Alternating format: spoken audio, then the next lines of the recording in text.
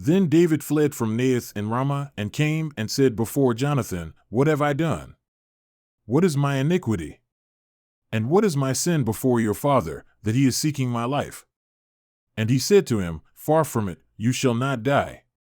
Behold, my father does nothing either great or small without revealing it in my ear. So why should my father hide this thing from me? It is not so.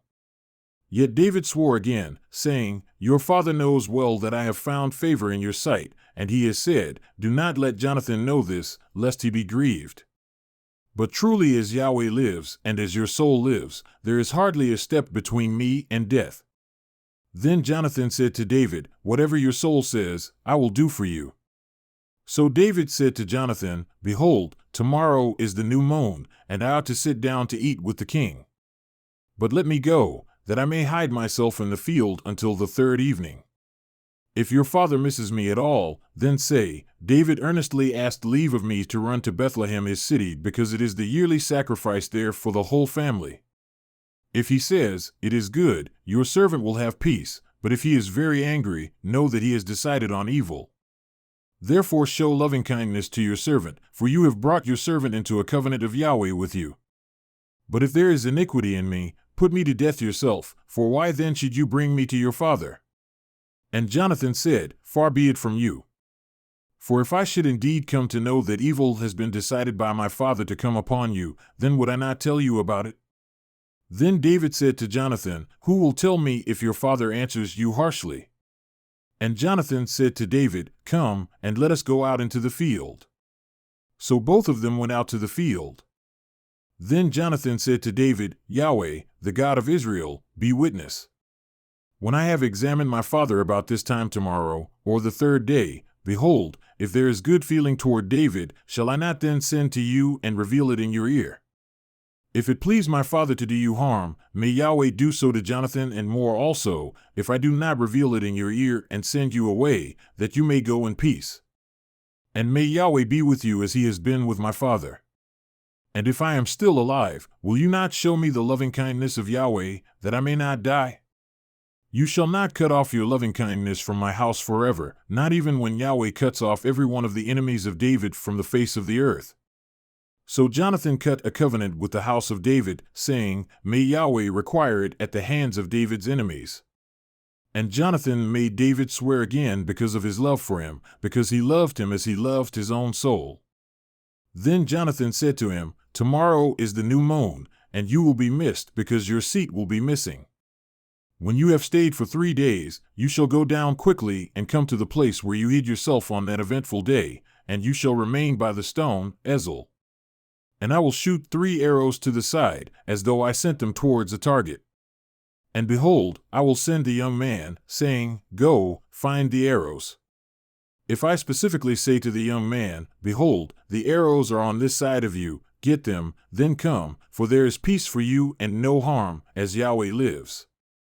But if I say to the youth, Behold, the arrows are beyond you, go, for Yahweh has sent you away. As for the agreement of which you and I have spoken, behold, Yahweh is between you and me forever. So David hid in the field, and when the new moon came, the king sat down to eat food.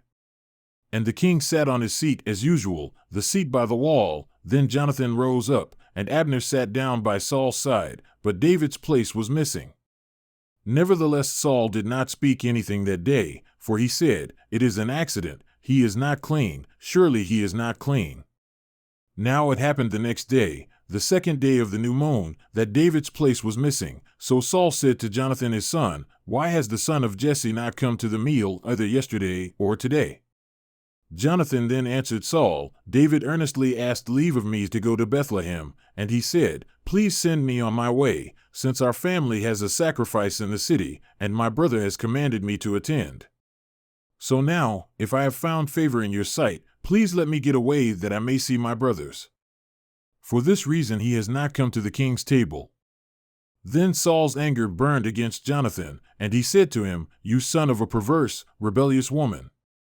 Do I not know that you are choosing the son of Jesse to your own shame and to the shame of your mother's nakedness?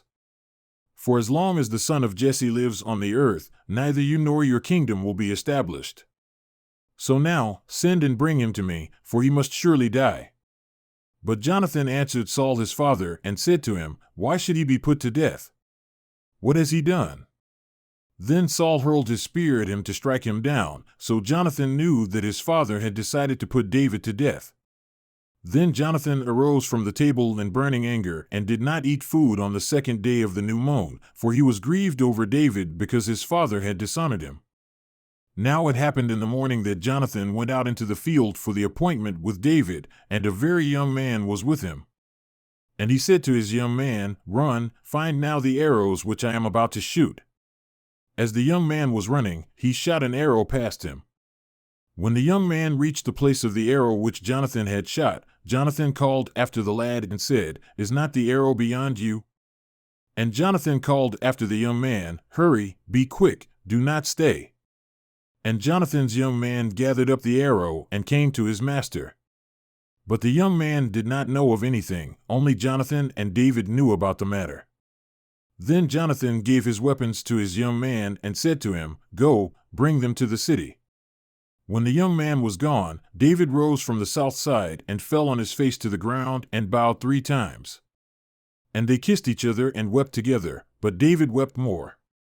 And Jonathan said to David, Go in peace, inasmuch as we have sworn to each other in the name of Yahweh, saying, Yahweh will be between me and you, and between my seed and your seed forever.